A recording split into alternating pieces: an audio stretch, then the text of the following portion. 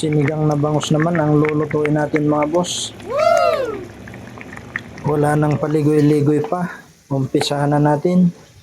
Magisa na tayo. Gagamit tayo dito mga boss ng coconut oil.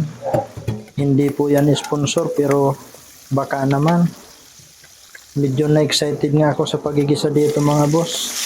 Nailagay ko agad yung luya na hindi pa mainit yung ating mantika.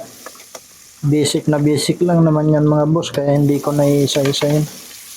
Dinamihan ko nga pala ang kamatis dito mga boss dahil ito ang magpapasarap sa ating bangus. Maglalagay din tayo ng bitsin dyan at paminta. Konting mikos-mikos lang yan mga boss. Hintayin lang natin madurog ang kamatis.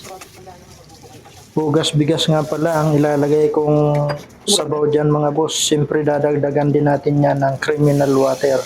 At isasabay na natin ang labanos at gabi. Kaunting mikos-mikos lang mga boss. At isusunod naman natin yung ating ginayat na bangus. Isang pirasong bangus nga lang ito mga boss.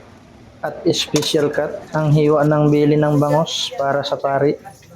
Ayaw kasi nila niyan. Hihintayin lang natin gumulo yan mga boss.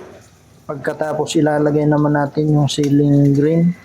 At may natira nga pala kaming 2 pirasong tilapia kagabi. Isasabay na natin yan. Maglalagay na rin tayo ng asin, pampaalat. At syempre, sinigang mix. Gabi flavor lang ang ginamit ko dyan mga boss. Kasi bata ang kakain nito. Ayaw kasi nila ng sobrang asim. At ang ating huling sahog, ang pabida-bidang kangkong. Mabilis lang naman yan maluto mga boss. Kaya kung umabot ka sa part ng video ito, pa-like and share naman. Maraming salamat. Kain po tayo.